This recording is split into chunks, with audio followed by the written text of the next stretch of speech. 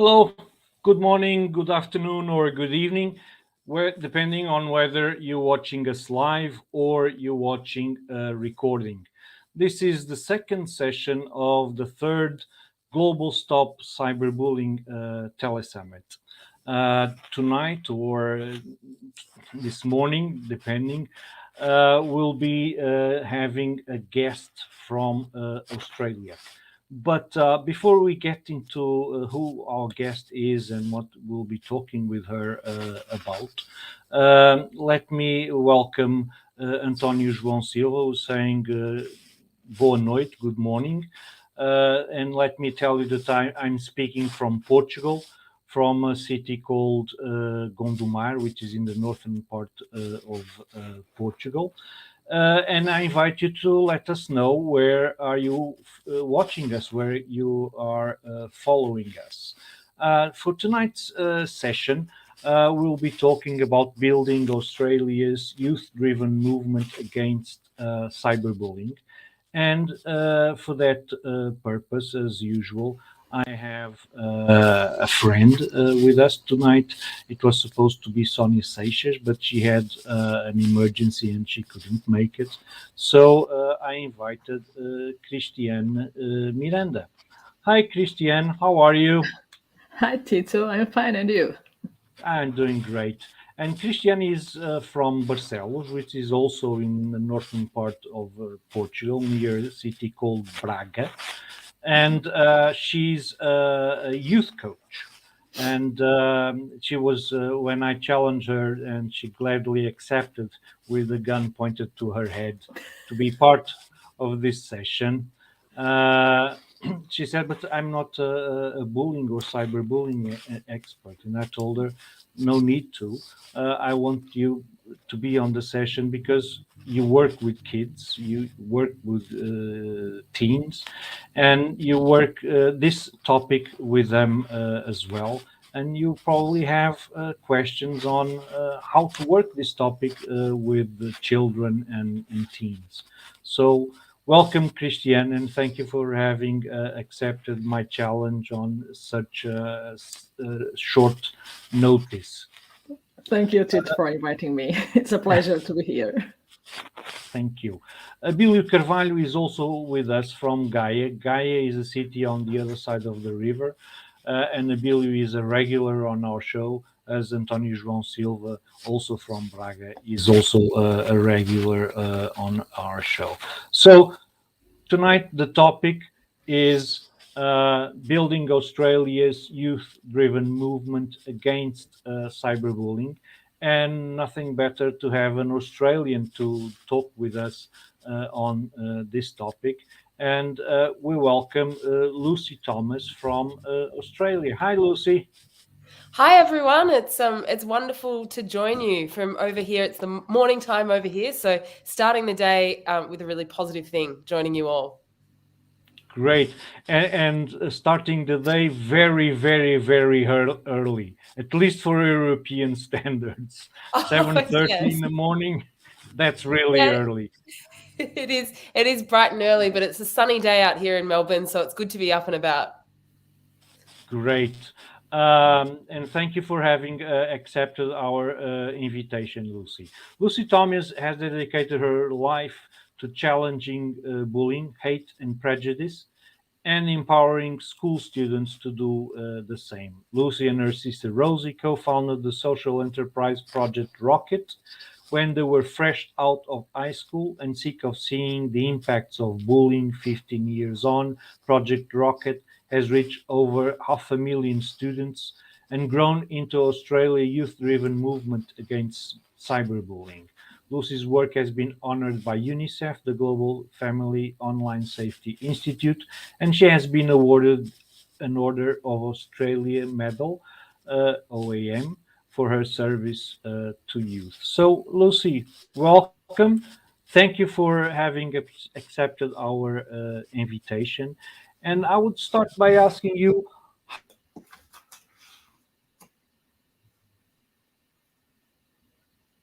Oh dear. Oh dear, he has The internet suspense problems. when someone's about to ask a question and they Oh, freeze. it's our fault. Only in 2021, right? Yup. Let me What have a guess. happened? I think Tito said, Okay. oh, there you're back. I'm back. You're back, I'm Tito. back. Yes. This is Facebook syndrome from yesterday. It's in me. So sometimes I lose connection. My question was, how did you got involved with the topic of bullying and cyberbullying? That's a great question. How did I become involved with the topic of bullying and cyberbullying? Well, unlike many people I meet in the field who I work with today, my entry point into tackling these issues was as a young person. Back in 2006, I was fresh out of school and having conversations actually with my little sister Rosie about bullying and the way that we'd seen that it had impacted the lives of our peers. Now, back in 2006, cyberbullying wasn't really an issue that was widely discussed. It was all about schoolyard bullying. For context, Facebook had been launched 2 years earlier. Twitter wasn't around yet. Instagram and TikTok weren't even imaginable yet. And so it was very much considered an offline issue, this issue of bullying. But for us, we'd grown up as we actually sisters, obviously, myself and my little sister, and we'd been raised by a very strong single mum who had always really encouraged us to stand up for what's right. And bullying was one of those issues for me throughout school where it's not as easy as it sounds, right? Standing up to bullying is actually really difficult and there are risks involved. And yet at the same time, we didn't feel like as school students, there were enough conversations had about this issue that really center these risks, how complex it can be, how hard it is finding your way through adolescence and working out how to stand up for anything, let alone standing up for a peer and facing social risks yourself. So what we'd experienced was actually, I'm going to be honest, it was quite patronizing. We had a lot of people come and give us inspirational talks about bullying or tell us to just ignore it or walk away. But we felt that those strategies weren't going to work. And we probably were like the majority of people in a bullying situation, the people who saw it, who witnessed it, who care, who wanted to do something about it, but didn't know how to stand up. We weren't taught those skills. And we started talking, my sister and I, about how we could change the world if we taught teens to stand up to bullying. Imagine the kind of world we'd be living in if by the time we finish school, we're not only equipped to read and write and do maths and speak different languages, but we were actually equipped with the social knowledge of how to intervene in a situation that needs your help, or how to stand up for your own values, or reach out to someone who's going through a really difficult time and have the emotional and social skills to actually do something about it. We started thinking, this issue of bullying, it's not a school issue, it's a global issue. And when you finish school, you start to see how it plays out societally, in our communities, in our political systems, and between different countries on a global scale. And so we started talking about this and we decided, someone should really do something about this. And then I guess we decided that there was nothing stopping us from being that someone. So shortly after finishing school, my little sister Ro and I decided to start our own tiny community project called Project Rockit, going into schools and having real conversations with teens about how difficult it is to challenge bullying, and also acknowledging that it's difficult, but it's important, how we can actually make a difference. So that was 15 years ago now. What started small has actually grown into a movement tackling bullying in Australia. It's grown into something very significant and long lasting. And I'll tell you a little bit more about that as we go. But yeah, I started out coming into these issues by just going into schools and having conversations with teens. Mm-hmm.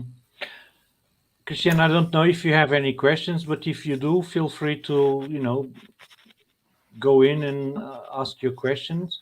Okay, I'll go Because, later. okay. I think you use the word that I think is really important, is patronizing.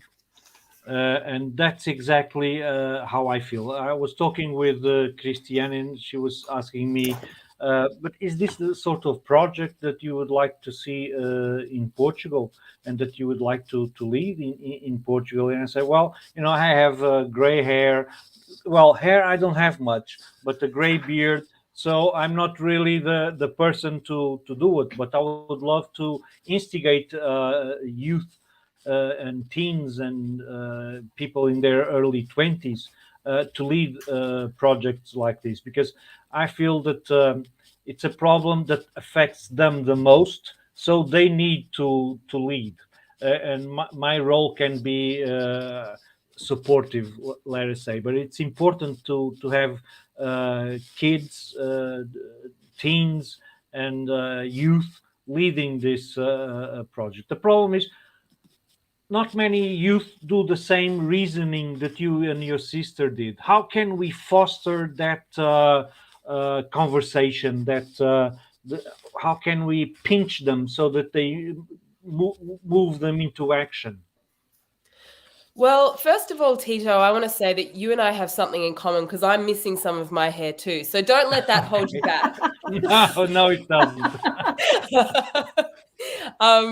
Yeah, we thought when we'd finished school and we started Project Rockit, we thought we were the only ones who cared. Honestly, I thought no one's going to get on board with this. I'm just some teen. No one's going to care. And that's the message that you get as a young person through popular culture, through movies. The stereotypes that are fed about bullying are that schools are places where people don't care. All teens are concerned with the popularity and their phones and all of this kind of shallow stuff. But actually, once we started talking to people about this issue in a really honest, authentic, heart to heart kind of way, we were shocked because it turned out that people actually cared. In fact, the majority of people actually cared. And so it started out as the two of us, and we were running these workshops to try and create a world where kindness and respect thrive over bullying, hate, and prejudice, and every young person's free to realize their potential. But before long, we started meeting other people who had just finished school, who wanted to run these workshops too, who actually believed in that world and shared that vision that motivated us. And so what really made this work and grow is that it was genuinely a grassroots movement. Over time, we'd start in one school and then we'd work in the next school, and we'd bring on board some more people to start growing and being able to run more workshops. And before we knew it, we've now reached over 500,000 young Australians in the past 15 years. Wow. And part of that has been training over 60 young leaders to get out there and run the workshops too. So to answer your question, my perspective is that I think that young people deeply care about this issue of cyberbullying and bullying. I think that it's difficult. There are risks associated with showing that you care, like a lot of things in this world, I think. And so for us, it's about setting healthy standards and norms that it's cool to care. It's totally cool to stand up for what's right. The message that we're fed in school is to be cool, you have to pretend you don't care.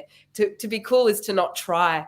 But actually, this is about setting up healthy norms. And what's been really heartening and inspiring to me is that when you give people the opportunity and you invite them to lead, they actually feel ownership of the project. And so what started out as the two of us, as two sisters, has actually become a movement that's not about us at all. It's much bigger.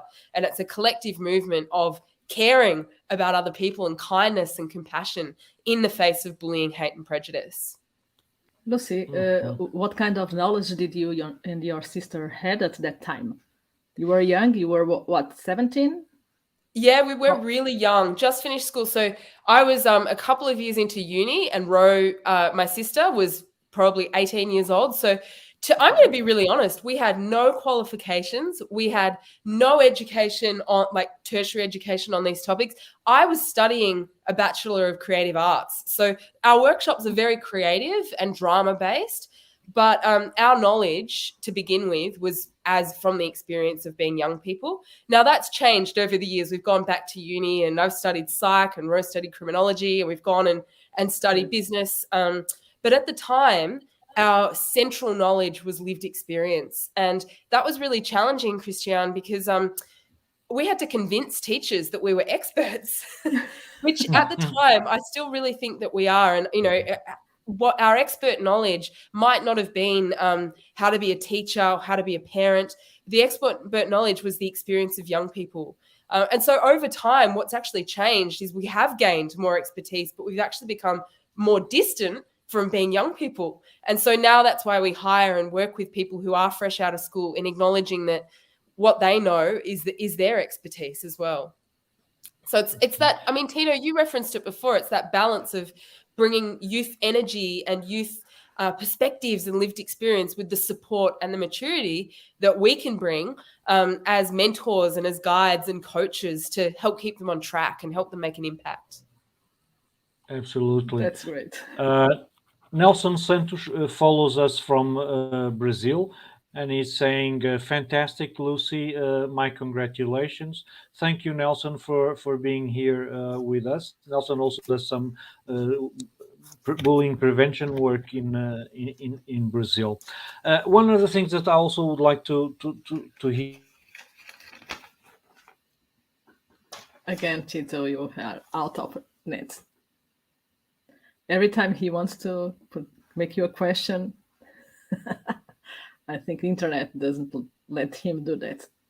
Yeah, it's a kind of ironic, isn't it, that we're here to talk about cyberbullying and technology.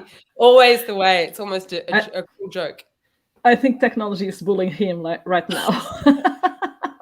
Well, let me ask you one question while he doesn't come back.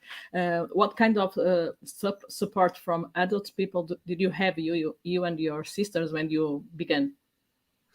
Yeah, we actually had a split. There were two kinds of people when we started Project Rockit, two kinds of adults.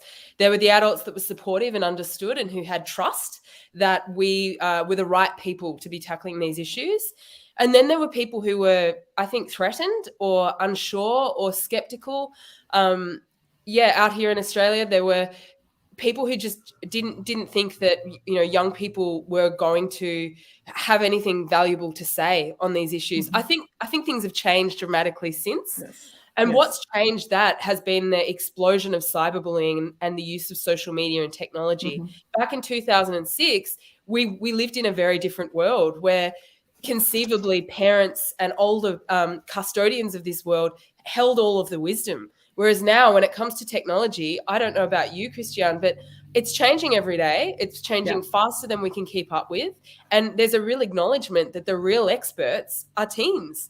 And for some adults, that can be really terrifying. How can I support my kid when I can't even keep up with the technology? And so what's really changed and what really helped us to get on board was being able to predict and see the role that technology was going to play in the next decade. And in a strange way, technology's fueled the growth of Project Rockit. It probably played a big role in turning a small community project into a national movement because technology helped us spread the word. It also exacerbated the issue, unfortunately, and it became a real tool for building a community. And so, initially there was some skepticism from the adults in our lives. There were also some incredible supporters, and many of those supporters were teachers who booked our workshops early on.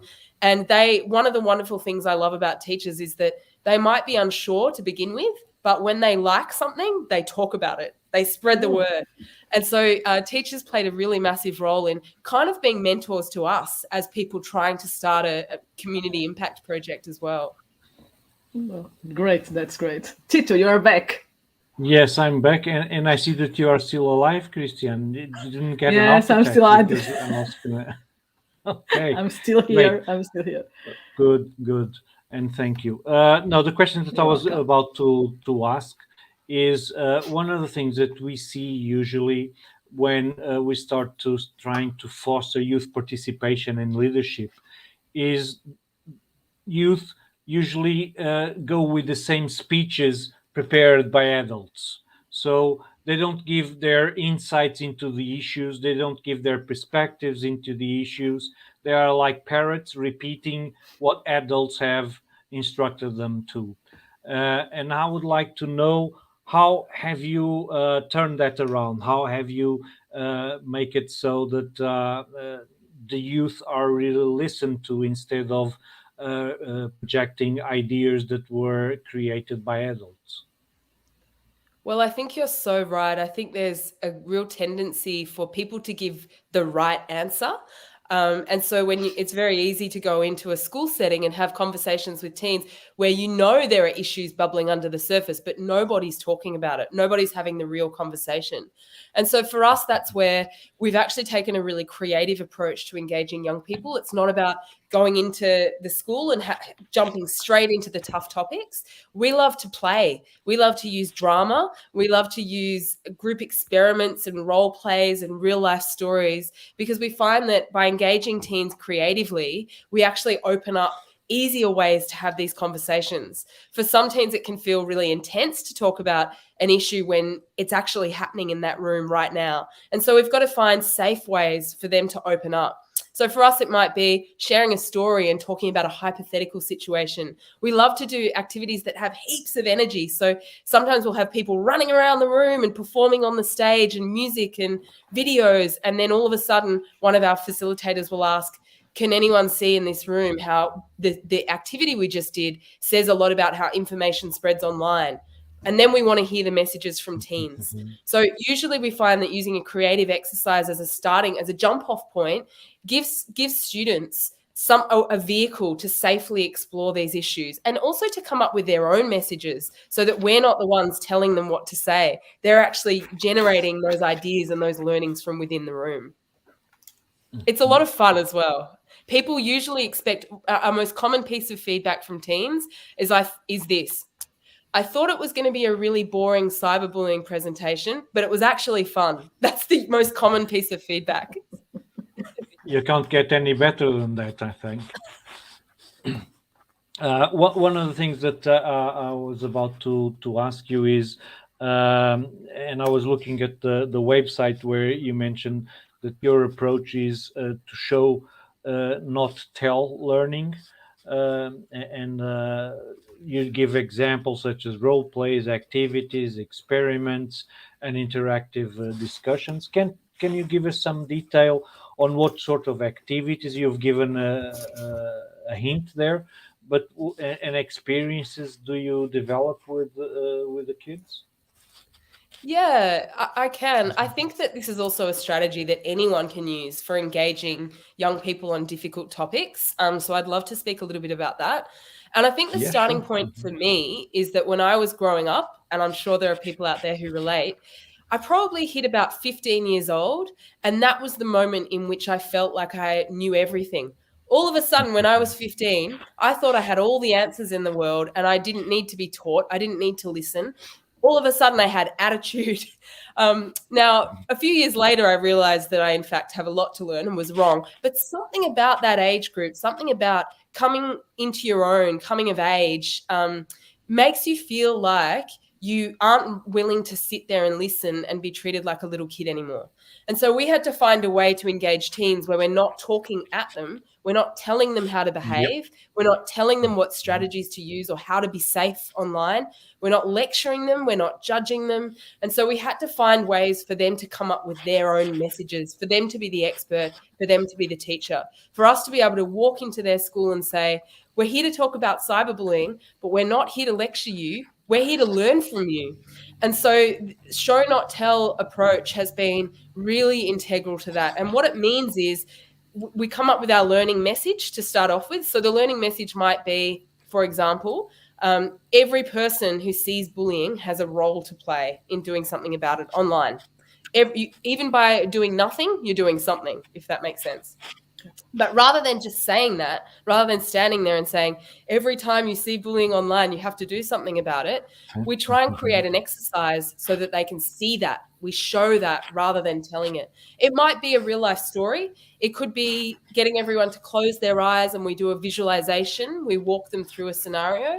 It could be a creative role play where we have students up performing different roles and perspectives. But we found that approach, and it allows us to actually ask, okay, you teach us. What did you just learn? What did you see? What did you realize? And that learning is so much more memorable because you felt it. You felt it yourself. And so that's the kind of approach that we're using at Project Rockit. And we've just found it's much easier as well from the perspective of creating workshops, because I don't have all the answers. You know, these issues are really complex. Yeah. Yep. amazing. What you were, Christian? Feel free if you have anything that you would like to Okay, I know, add, I know. ask. It's amazing. You know, The method you use, it's amazing. yeah, Congratulations. It's really workshops. Teen and young people doesn't want to listen to workshops. They don't like mhm. to listen to us talk and talk. And it's amazing your They don't methods. like to be lectured. That's Yeah, it. No. and that yeah, that's one of the things that I find interesting is because usually in Portugal, and I guess it's still happening in most countries.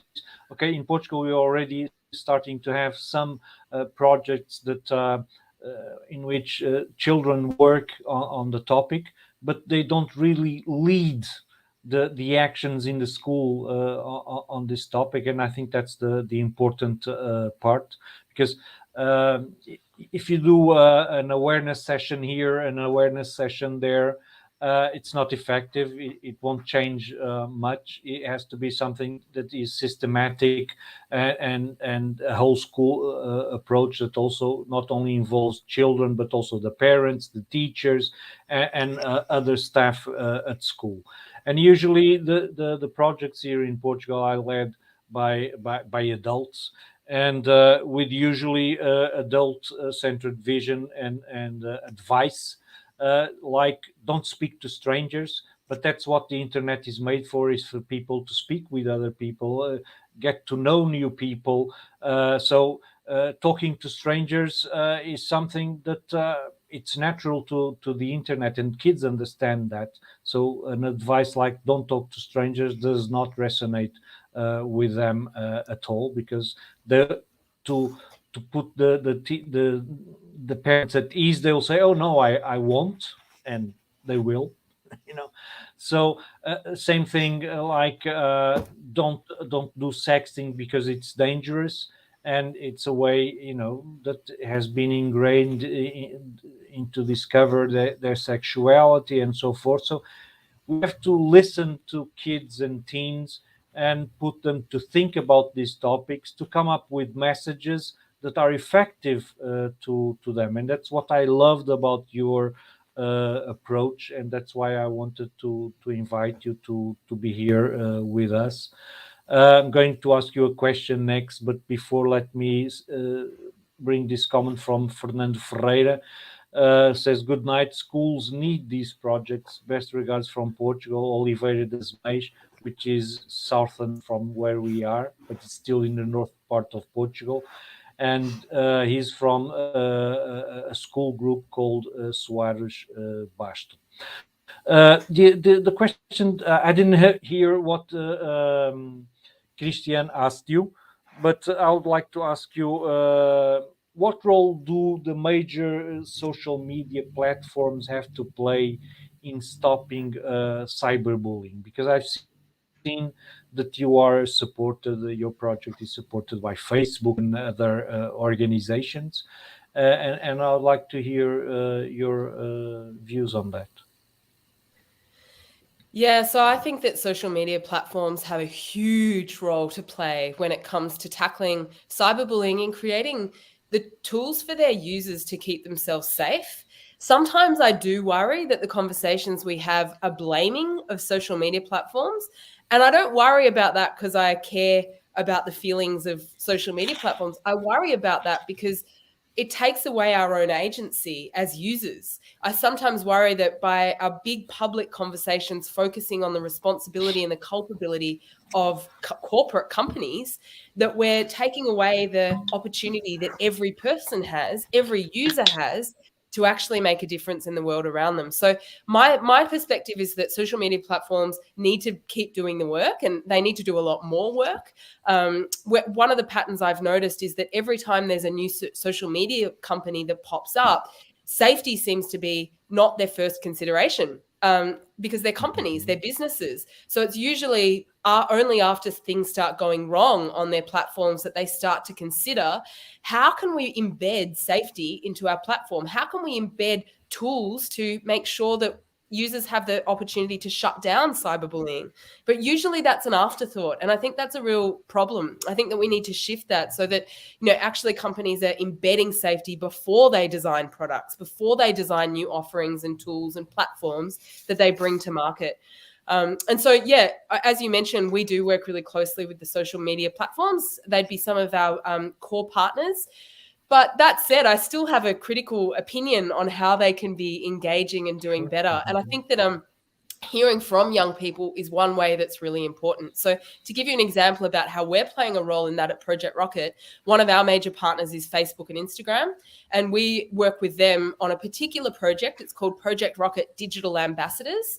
And the aim for this project isn't so much just to tackle online hate. It's actually to do more than that. It's actually to train 10,000 young Australians with the skills to be digital ambassadors, to actually teach their peers, to teach their communities about how we can make an online world that's full of kindness and compassion and social action on the issues that we care about. So to date, that project, with the support of Facebook, has reached over 14,000 young Australians through a series of events. And this year we've run a series of online events that are designed by young people, for young people, and they're facilitated by young people as well.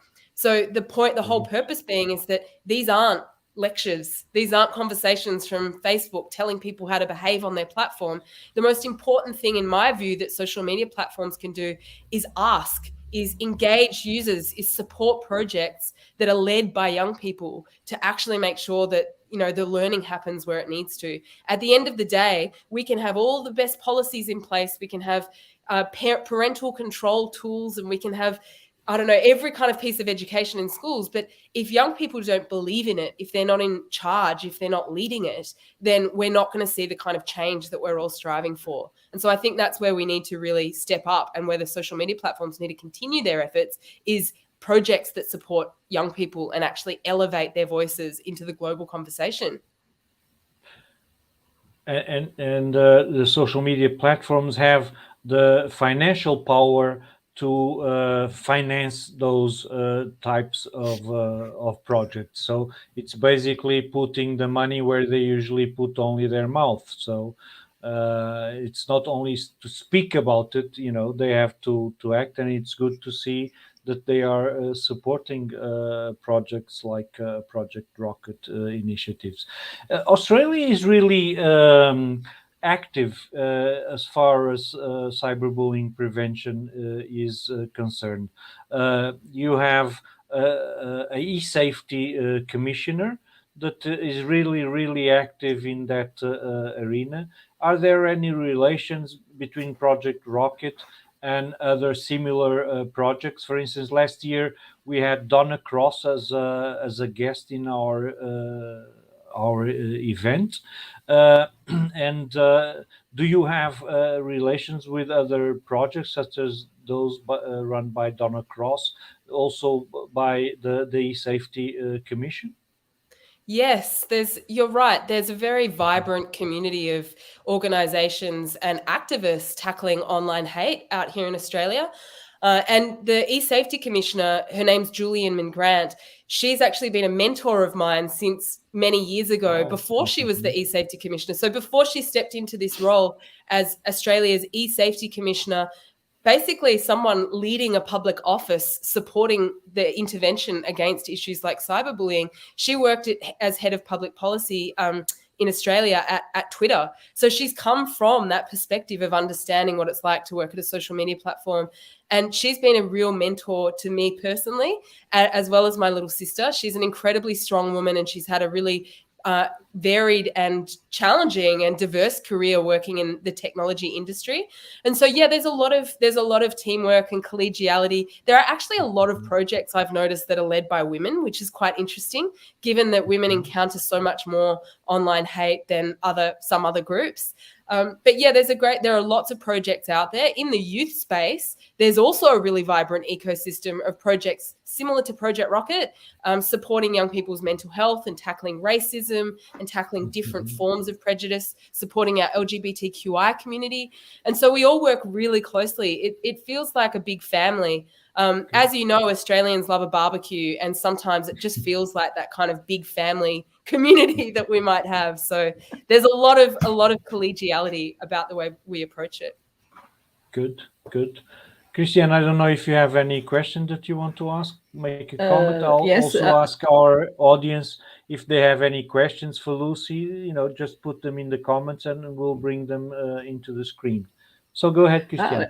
I would like to ask Lucy, what would be the number one practical advice she would give to some young people who would like to launch such a project here in Portugal or in other part of the world? But we are in Portugal. What would be the one practical strategic advice she would give? Great question. I would love to have a conversation with you if I can support anyone who wants to get something started like this. The first tip I'd give, believe it or not, is to just start. I think we have so many conversations around that make us feel like everything we do in life has to be perfect. And especially at the age when you're finishing school and you might have focused on your grades and achievement and getting through the more difficult end of high school. But if an idea stays in your head, all it's ever going to be is an idea. And so the only way to turn it into action is to start. Now, you don't have to start by creating a movement overnight. We didn't. Actually, we started small. And so the next tip would be to start with small steps that you can control. And the third tip would be to really ask for help and to bring people on board. I'd say that, I've been lucky to work with my little sister. There is no one on this planet more different to me than her. She's we look the same, but she's got blonde hair and I've got brown hair. But aside from that, we're very, very different people. And I think that to create genuinely impactful projects, we need to work with people who are really different to us. My team now, we have a team of about 20 young people, and it's an incredibly diverse team. Tackling an issue like bullying, you need diversity represented. So that, the third tip would be to ask for help from people who are close to the issue but have a different perspective to you. For our team, we have people with different cultural and faith backgrounds. We have representation from the LGBTQI acronym. We have people with different cognitive styles. We all think differently, and that's what makes it work. So number one, get started. Number two, make sure you take regular steps to keep moving. And number three would be to make sure you invite people to get involved who are really different to you. That's great. Thank you. Really interesting. So you don't have one of the things that I also found interesting is when you mentioned that you realized that bullying was an issue that needed somebody to do something about it, and you realized that you could do something about it. I had the same epiphany as far as internet safety is concerned in 2003, because I realized that there were no information on internet safety in Portuguese to help parents and teachers and so forth. And then I left the company where I was working. I was fired. And I said, well, here's the opportunity to do something about it instead of complaining, because that's what people usually do. And that's how I started my project, So I can identify with that. Project Rockit is a youth-driven heart organization. How does that work in practice? Yeah, so being youth-driven, what does that work? How does that work? What does that look like? Well, to begin with, starting out, Project Rockit was youth-driven because there were literally two people working at Project Rockit, and we were both very young. But as time's gone on, what's the age difference between you and your sister? What's the age difference between you and your sister? 3 years. 3 years difference. Okay. Yeah. That's not so much. What's changed though is I'm no longer young and fresh out of school, so we've had to develop an approach. How can we retain the experience that we've had while also centering and supporting new leaders, new young people to be the star of the show. And so for us, there are a couple of strategies. Not only do we work with school students, the next step that's really important is that we employ people who are fresh out of school to run our workshops, and we train them with the skills to not only get out there and deliver the workshops, but actually be in a workplace and start their career, and the kind of professional skills that you need to work within an organization like Project Rockit. So we don't hire young actors, we don't hire teachers, we hire people who are fresh out of school and care about bullying.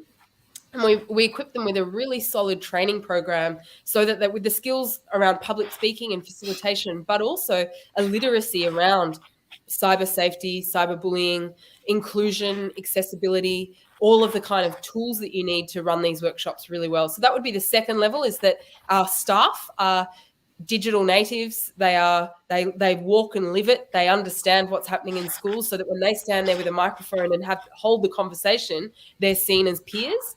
And the third level that's been really important is that we engage young people to co-design all of our projects. And we did that by putting together a Youth Brains Trust, who are kind of like a governance board at Project Rockit, but entirely made up of young people. So every time we start a new project, like for example, I referenced digital ambassadors working with Facebook, we go to our Youth Brains Trust and we hear from them. We start with their perspectives. What should this project look like? What are the most important issues? How can we deliver this in a way that is really meaningful to you and your peers? And so they're kind of the leaders. They're the kind of architects behind all of our projects. And with the support of the Youth Brains Trust, we've been able to co-design some great digital innovations at Project Rockit. In 2013, we launched Project Rockit Online, which is Australia's first platform to tackle cyberbullying that's been designed by young people for young people. We then launched Project Rockit TV, which is our partnership with Google and YouTube Australia. It's a TV series of bite-sized episodes on the topics that young people really want to talk about, but often don't get covered in school because they're very difficult, like how to deal with a private photo that's been leaked, or how to stand up to a friend can be a really challenging topic. As well as now we've developed this partnership with Facebook, and all of the content has been designed by young people for young people. So those are kind of some of the strategies that we use. It means that at every level of our organization, we're bringing young people on board. That's really, really interesting.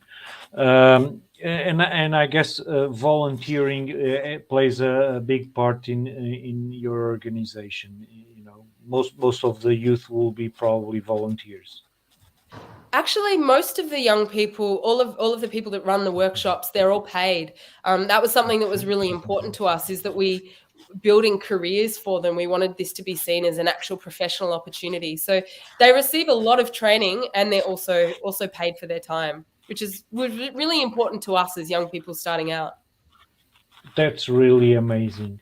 That's mind-boggling, really. It's really I would never have thought of that, and I imagine how important that can be, because as you say, as young people, you know, you need to get money for your work to start out. So it makes all the sense. I saw that kindness and respect are the two values that guide your organization and your activities.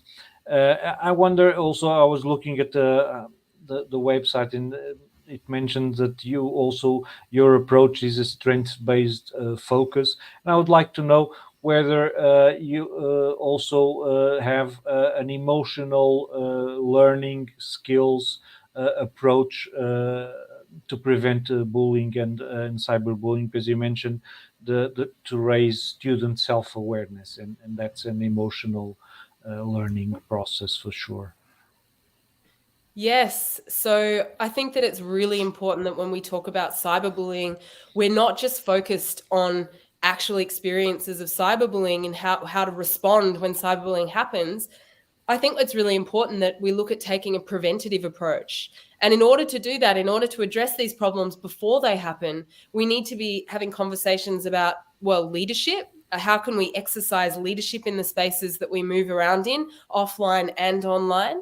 We need to talk about our values. So our values at Project Rockit, as you named, are kindness and respect. But one of the conversations we have with students is about identifying, what are your values? What do you stand for? Do you see your values represented in your social media posts? Do you see your values represented in your behavior? And so this is about having conversations that are much more intrinsic and developmental than do this, don't do this. It's about preparing people with the skills and the competency so that when things do go wrong, they don't need to come and talk to an adult. They know what to do. They know how to handle it. They know who they are, and they have the skills and strategies and the technical tools to manage when things do go wrong. So a huge focus for us is not just about reacting to cyberbullying. It's about giving young people the skills and also the resilience and the empathy so that when it does happen, they can navigate it really safely and compassionately for themselves and their peers as well. Interesting. I don't know if Christian has any questions that you would like to ask. This same thing goes to the audience that is following us either on YouTube, LinkedIn, Facebook, or Twitter. If you have any questions for Lucy, just feel free to ask them. And meanwhile, I would ask you, how then can you keep young people safe online without cutting them off from the world altogether? Yeah, so one of the things we've observed a lot working with teachers and working with parents is that as adults, all we want to do is keep our kids safe, right? We just want them to be safe. We want them to be okay. Unfortunately, though, often when our efforts to keep them safe end up cutting them off altogether. So we might be worried about, as you mentioned before, Tito, predators online or reputational damage or having your privacy taken and made public. But actually, by controlling young people, we might cut them off from getting to build new relationships and communities. We might cut them off from getting to express their perspective and their opinions in the world. We might cut them off from having the opportunity to develop the skills to create community projects like Project Rockit. And so it's really important that we focus not just on how can we protect young people.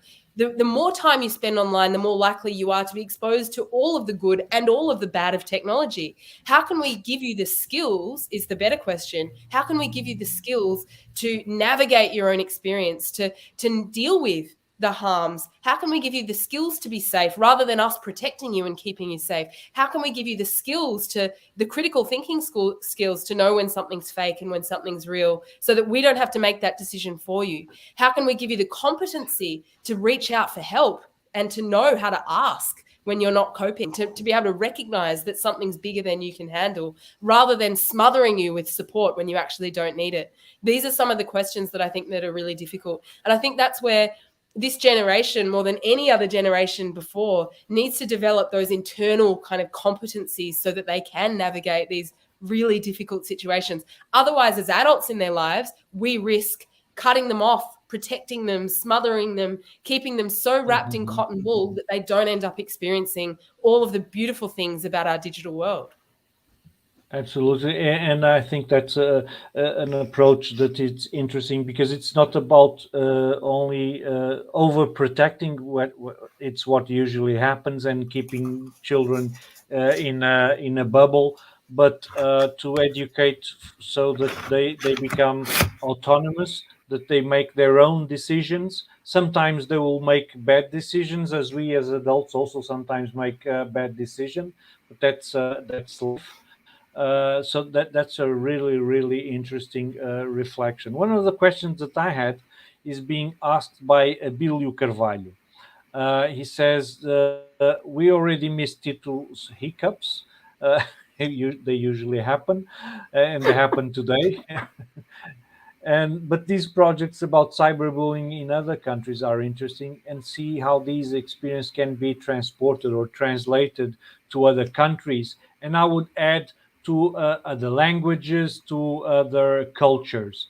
Have you had any experiences on adapting your approach to other countries, languages, or cultures? We've had limited experience. We've worked in countries that are kind of culturally similar to Australia, such as New Zealand and the United States. There's several great youth-led anti-bullying organizations in the UK.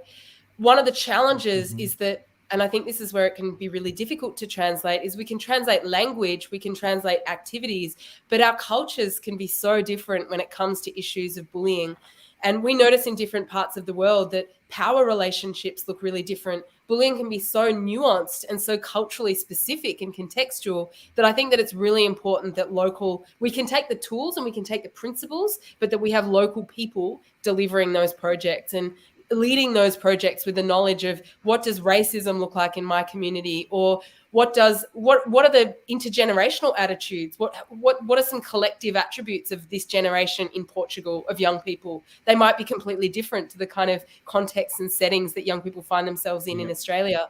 So I'm really interested in how we can share, because we would share very freely our learning and our approach and our methodology for other countries.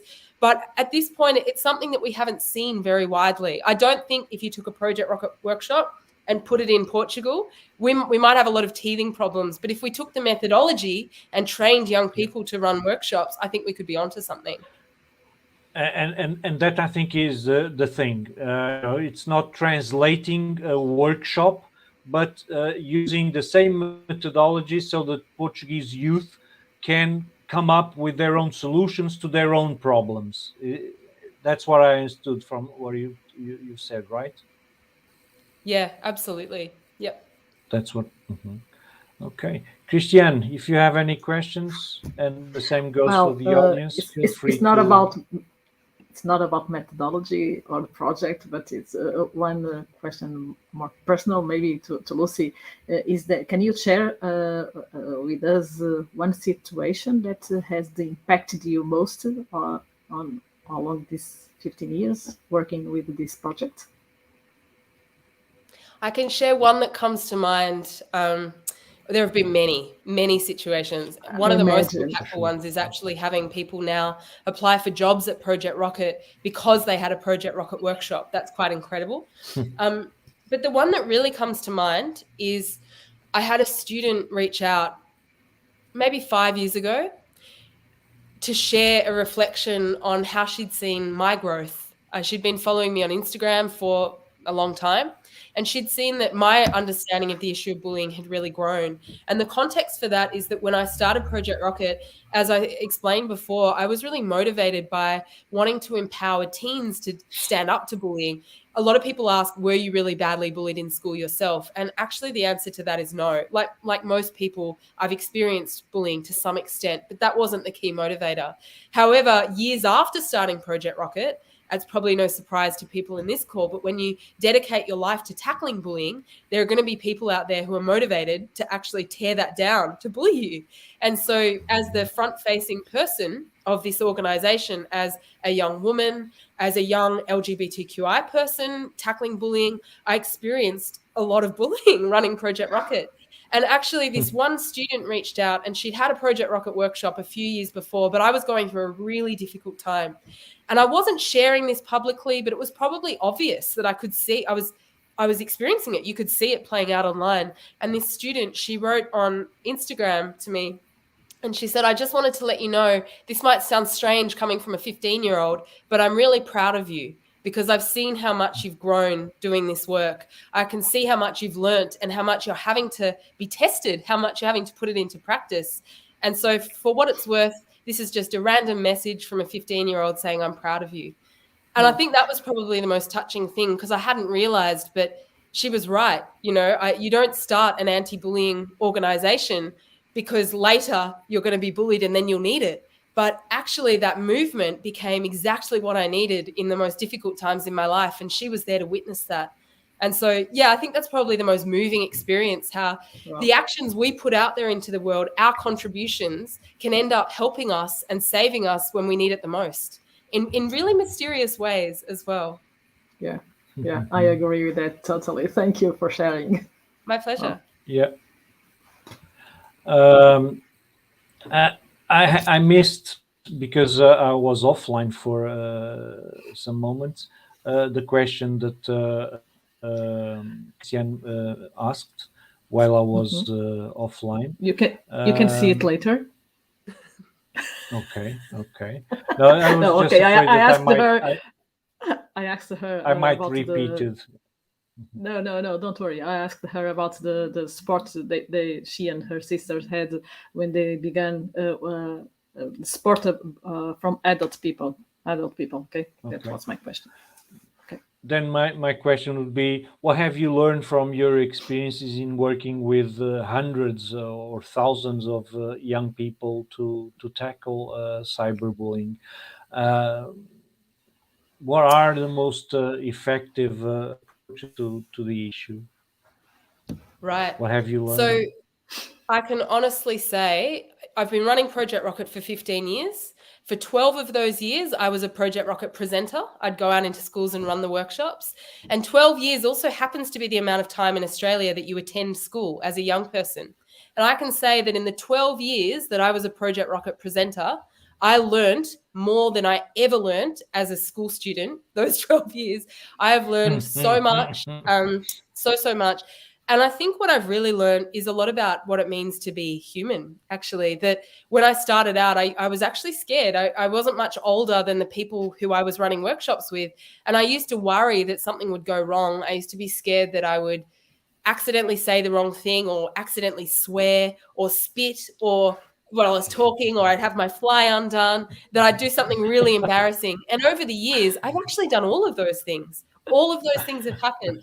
But what I've learned is that behind these issues of bullying and cyberbullying and online safety, behind the screen, we're all people. We're incredibly human.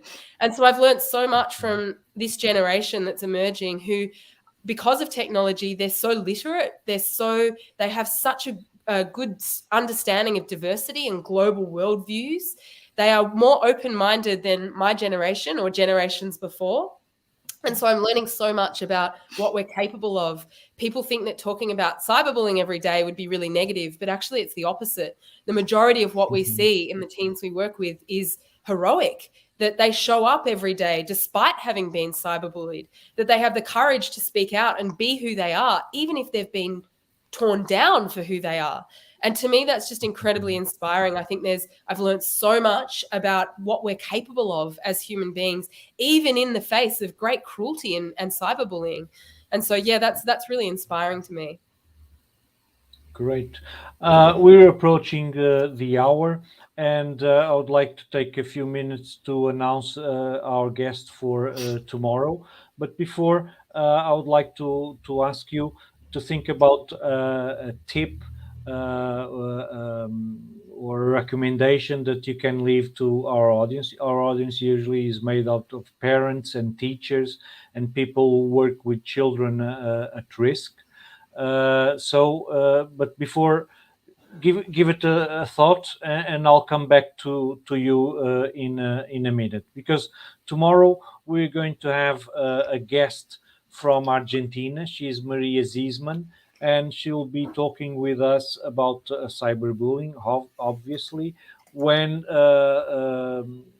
cuando el maltrato viaja en las redes, when bad I don't know how to translate it into English, but she's an expert in Argentina. She has written a few books on the topic, and she'll meet us tomorrow at 9:30 continental Portugal time. And back to you, Lucy, to ask. I still have the video, and we can close with your video. Um, but I would like to ask your Yes. recommendations, or if I don't know if Christiane has some questions, or No. anyone in the audience has some questions or comments. Feel free, and I'll ask them later to Lucy. I'm going to share a couple of resources. One of them is a resource that's fantastic for parents, and it's been put out by Instagram. It's called the Parents Guide to Instagram. So if you have teens who are using this platform and you're not sure how to support them or how to be having these conversations, you can just Google the Parents Guide to Instagram. It's fantastic. We're used to thinking that there are only 2 or 3 tools for dealing with cyberbullying. Actually, there are many. And so this covers a lot of them. And the other resource that I wanted to share for educators and parents to support teens is that we have at Project Rockit on our website an online action hub, which is a little portal that contains lots of resources and skills and videos and ways that young people can gain the competency to challenge bullying. So you can check that out by heading to the Project Rockit website, which is projectrockit.com.au, and you'll see the Action Hub button in the top left-hand corner. So that's a great spot to gain more learning and resources with the approach that we've kind of been talking about today. Okay, I'm putting the Project Rockit official website on the ticker, so everybody can have a look, and I'll also place it in the comments so that people can just click on it and visit the hub that Lucy has mentioned. Lucy, we're reaching the hour. We actually reached the hour.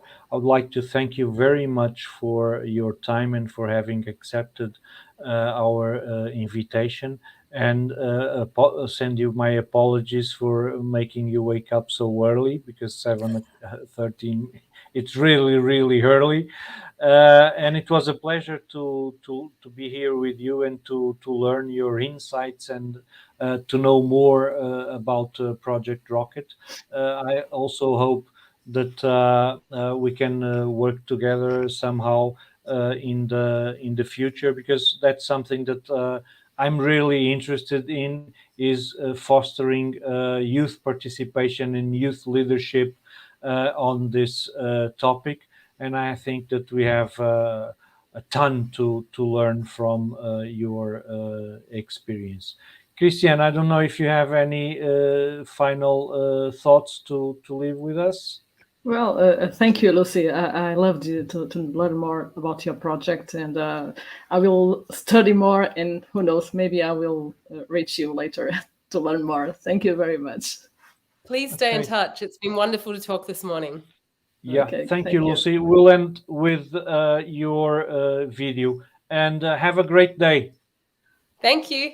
Have a nice sleep. Yeah, I will. Bye. Thank you. Thank you. Bye.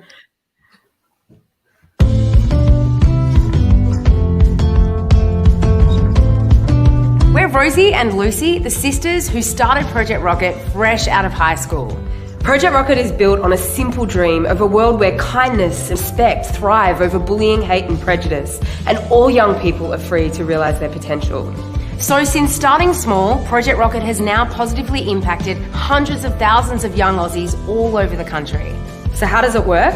Well, Project Rockit empowers school students to stand up and lead change at school, online and beyond. And we do this in a few different ways. First up, face-to-face workshops. The difference between these workshops and other workshops is it's actually engaging. They really get issues that are actually happening to you. They have social media as well, and they understand where you're coming from. Online workshops. After the online workshops, I felt really empowered to tackle bullying. Project Rockit's message is made a lot more powerful because it's made by young people for young people. I feel like I'm more comfortable talking to other people and my friends about things I'm going through. And we have Project Rockit TV, which is a YouTube series all about giving a voice to the things that young people really do want to talk about at school. When it comes to bullying, either you're part of the problem or part of the solution.